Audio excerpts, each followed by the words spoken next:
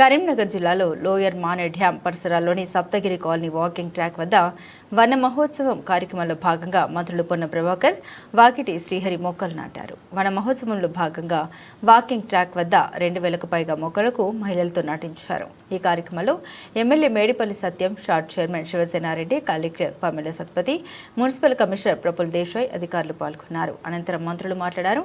కాగా అంతకు ముందు మత్స్య సహకార సంఘాలతో సమావేశమయ్యారు. వాటన్నిటిని పర్యవేక్షించినట్టయితే తెలంగాణ మత్స్య సంపదల నెంబర్ 1 ఉంటుంది.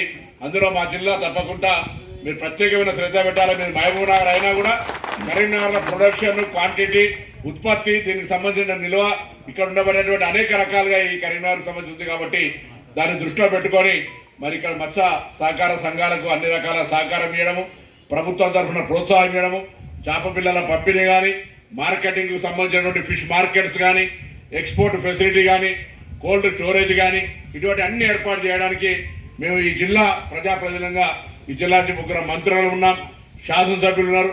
అందరం కూడా తప్పకుండా మీకు అండగా ఉండి జిల్లాలో పశు సంపదకు సంబంధించినటువంటి ఈ మత్స్య సంపదకు సంబంధించి పెంపడానికి తప్పకుండా మేము మీతో కలిసి ఉంటామనే మాట సందర్భంగా వేస్తూ, పశు సంపదకు కూడా చాలా పెద్ద కేంద్రం ఇది.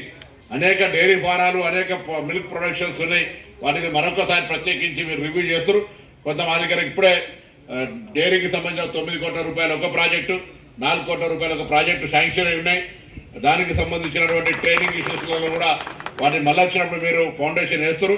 ఇప్పుడు ఈ యొక్క మత్స్య సంపదకు సంబంధించిన విషయం లోపల మీ పూర్తి సహకారాలు మీ యొక్క డిపార్ట్మెంట్ పరంగా అన్ని రకాలుగా ఇక్కడ ఈ యొక్క కార్మిక వర్గానికి, ఈ యొక్క ముదిరాజు గంగపుత్ర వర్గానికి అన్ని రకాల సహకారం ఉండాలని నేను ఈ సందర్భంగా మిమ్మల్ని కోరుతా ఉన్నాను.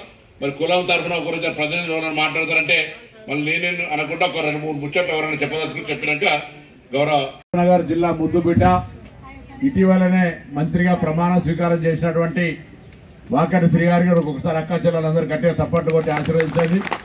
ఈరోజు ఇక్కడికి వచ్చి మన ప్రాంతం అంతా కూడా పచ్చదనంతో,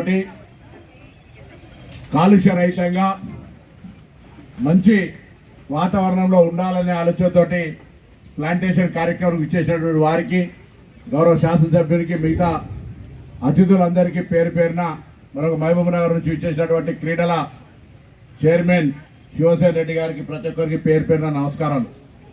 ఈరోజు మన గౌరవ ముఖ్యమంత్రి గారు కూడా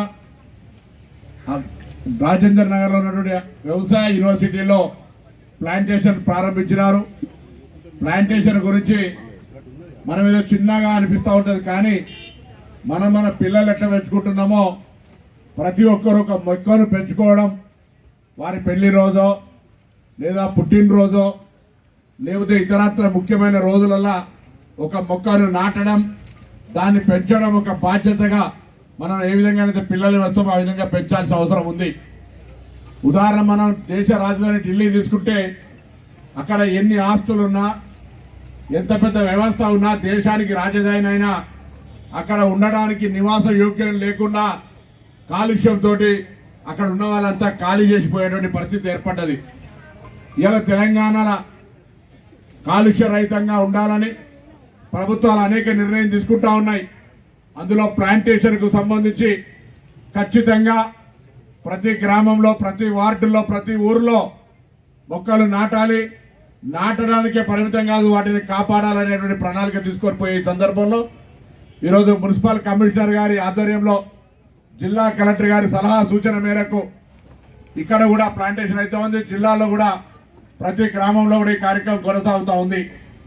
ఇది అందరూ బాధ్యతగా, ఒక సామాజిక బాధ్యతగా తీసుకొని ఇందులో పాల్గొనాలని నేను మరొకసారి ఇక్కడ విచ్చేసినటువంటి అర్బన్ మహిళా సంఘాల సభ్యులందరికీ పేరు పేరున, రాజకీయ నాయకులకు, అధికారులకు, ఈ ప్రాంత వాకర్సులు కాపాడుకోవడం విషయంలో కూడా మరి కాపాడాలని విజ్ఞప్తి చేస్తూ, గౌరవనీయులు మన జిల్లాకు విచ్చేసినటువంటి ఈ యొక్క తెలంగాణలో 3 స్పోర్ట్స్ స్కూల్ ఉన్నాయి.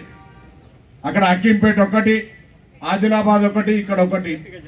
ఈ స్పోర్ట్స్ స్కూల్ యొక్క విస్తరణ చేయడానికి కానీ, అక్కడ పిల్లల సౌకర్యాలకు సంబంధించి కానీ చూడడానికి మంత్రి గారు వచ్చే సందర్భంలో ఇది కూడా ఒక మంచి కార్యక్రమం కాబట్టి వారు ఈ కార్యక్రమానికి వచ్చినారు.